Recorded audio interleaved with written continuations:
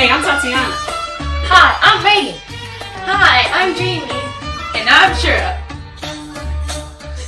Today we're going to be talking about the Umayyad and Abbasid Caliphates, which were Muslim empires that spread from the Mediterranean to the Middle East and even as far as Spain. Different factors affected the growth of these complex empires, including politics, economics, religion, intellect, environment, art, and social interactions. Let's get to the video.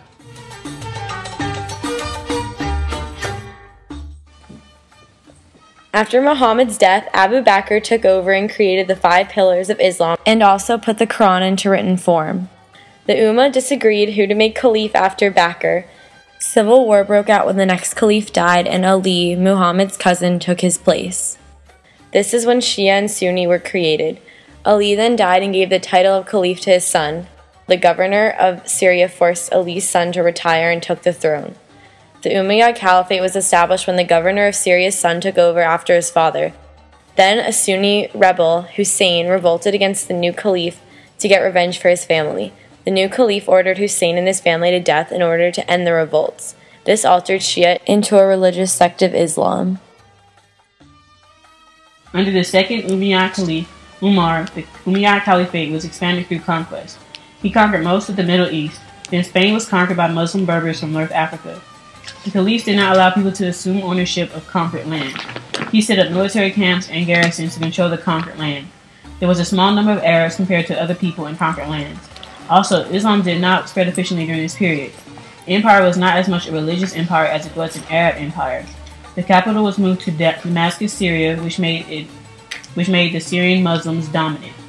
The caliphate started to fall apart when Muslim converts were angered by Arab domination and tax exemption, and non-Syrian Arabs were angered by Syrian control over the caliphate's affairs. Also, Shiites questioned the legitimacy of the ruling family. Later, a rebellion in Persia by Shiites and the family of Abbas overthrew the caliphate. The Shiites thought they were fighting for Ali and his family. After the revolt, the family of Abbas established the Abbasid Caliphate.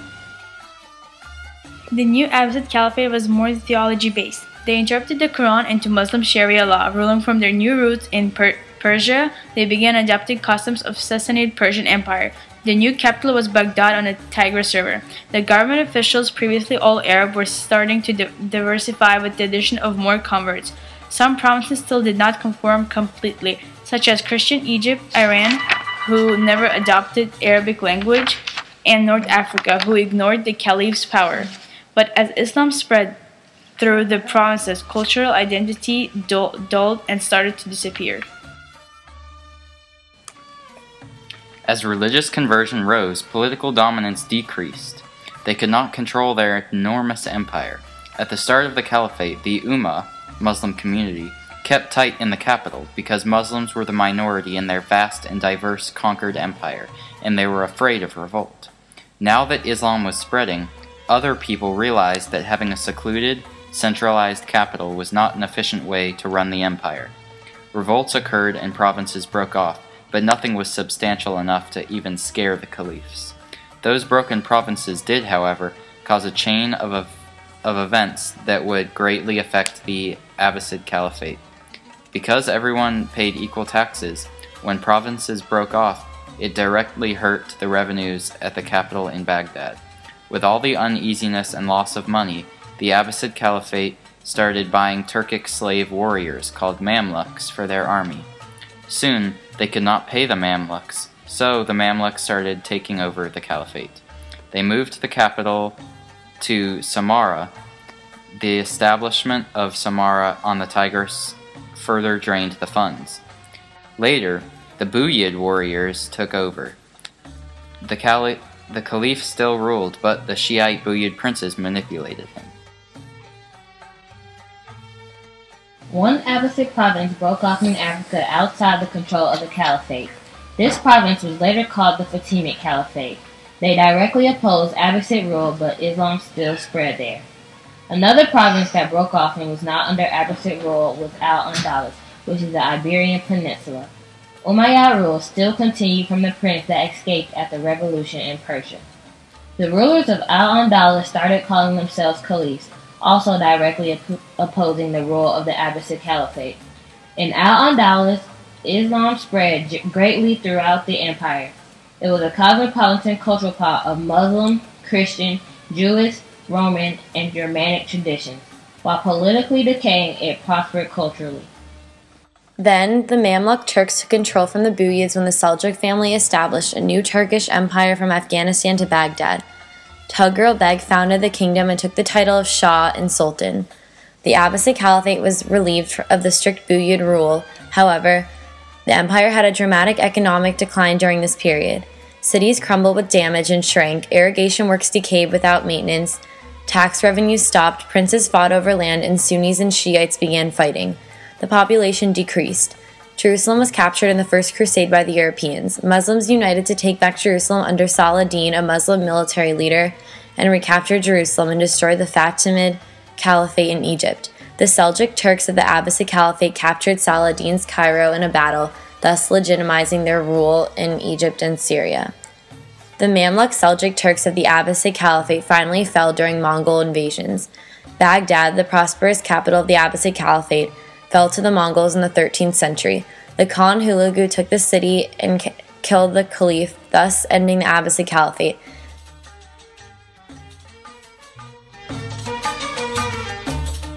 Like Khanates and Sultanates, both the Umayyad and Abbasids had organized central political governments called Caliphates. The Caliphate is a political office established in succession to the Prophet Muhammad. Caliph means representative in Arabic. The caliphs were also called successors of the Messenger of God, referring to Muhammad. The Umayyad Caliphate was more of an aristocracy ruled by rich leaders. The Abbasid Caliphate was more of a theocracy based on Sharia Muslim law from the Quran. Umayyads did not use the Sharia law as much. In both, there were 6 boards to help the caliph: the Board of Revenue, Correspondence, Signet, Posts, Justice, and Military. Under Umayyad, there was a small number of Arab administratives, so they left conquered government workers in place. Therefore, most records were kept in other languages. Arabic became the administrative language of the Umayyad Empire and lasted through the Abbasid. The capital of the Umayyad Caliphate was Damascus, Syria. There were 2 capitals of the Abbasid Caliphate. The first was Baghdad on the Tigris River. Then it was moved to Samarra after the Mamluks took over the Caliphate. The boundaries of the empire were too large to rule. Caravans could only travel 20 miles in a day, and postal systems did not exceed 100 miles a day.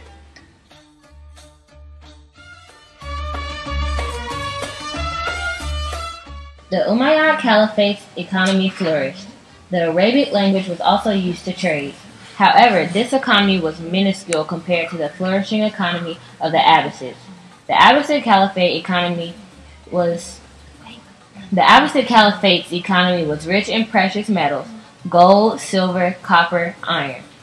Farmers grew dates, rice, and grains, sold cotton, leather goods, textiles, paper, metalwork, and perfumes. They also introduced a new breed of livestock and sold paper. They also had a credit system, had the same coinage system as Umayyad. The economy was based on taxes, which is why it collapsed when provinces broke.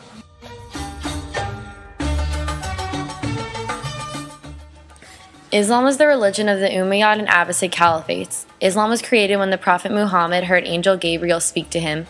Dar al-Islam is an Arabic word that means the house of Islam. This term refers to all Muslim-controlled lands and people of the Ummah.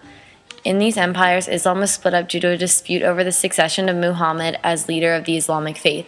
There were 2 religious sects that disagreed greatly. The Shiites were one sect that believed the successor to the throne should be a descendant of Muhammad.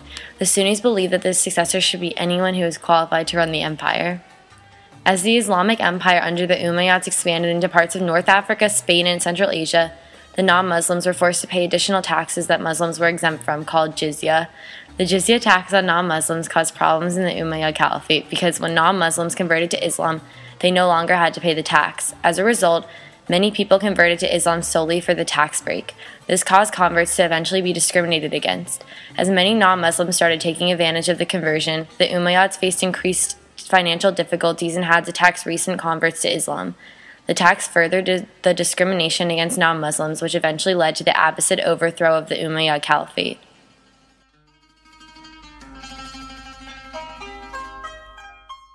There were four main social classes during the Umayyad Caliphate. At the top were the Muslim Arabs. These Muslims were called Arabs because they originated from an Arabic-speaking region of the Middle East. The second class was non-Arab Muslims. The third class was non-Muslim free people. This class included people of the book, who were treated as second-class citizens, so they eventually started converting to Islam. The fourth class was slaves from the Islamic slave trade.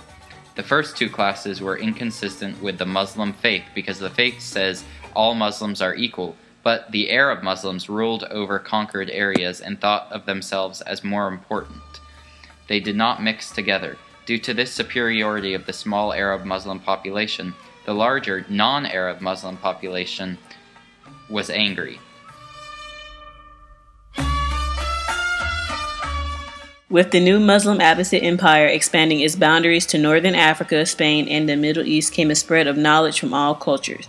The Islamic Golden Age occurred during the middle 8th century until the Caliphate's defeat by the Mongols in 1258.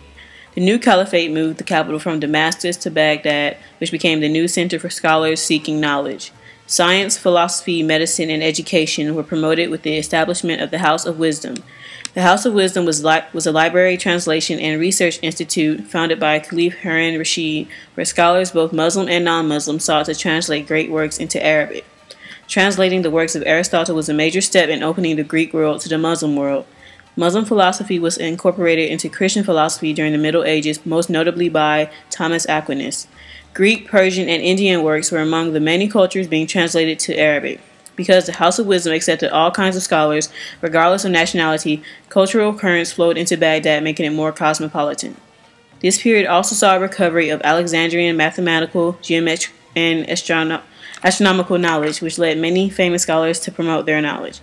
The founding of algebra, a Muslim alchemist influenced medieval European alchemists, the promotion of astronomy in medieval Europe, and improved precision of the measurement of the precession of the Earth's axis. Medicine, however, was the particular area of science that was advanced during the Abbasid period. During the 9th century, over 800 doctors lived in Baghdad, and discoveries in the understanding of anatomy and diseases were made. The Abbasids also gained knowledge from China in the 8th century at the Battle of the Talas River against Tang China, where the Muslims learned the methods of papermaking. The astrolabe was also further developed and later brought to medieval Europe. Advances were made in irrigation and farming using new technology such as the windmill.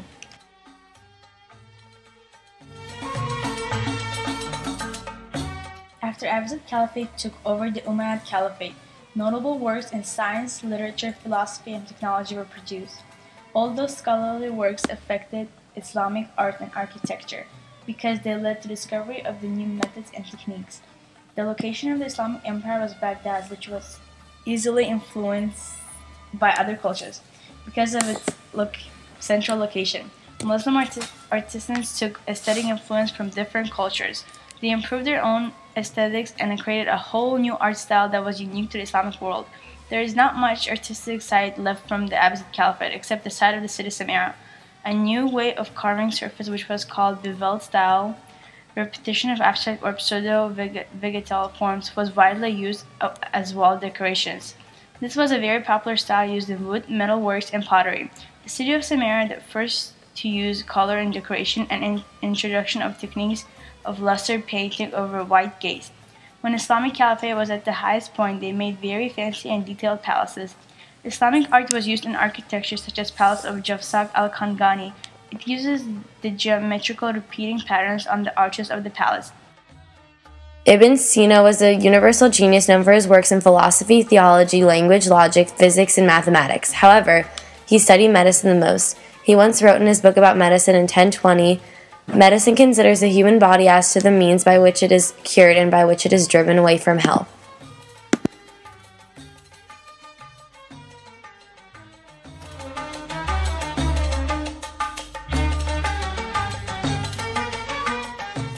Things to remember when studying. Number 1. Arab armies stretched from Sind in the east to Spain in the west. Number 2. The Umayyad Caliphate had Sassanid and Byzantine administrative methods. Number 3. Umayyads fell to the Abbasids, while some Umayyads went to Spain. Number 4. Persian culture affected the Abbasid Caliphate. 5. Decline in the Abbasid Caliphate led to separation of states, but the Ummah remained together. 6. Rivals were Seljuk Turks, Crusaders, Mamluks, and Mongols. هلا اجا الزعيم العظيم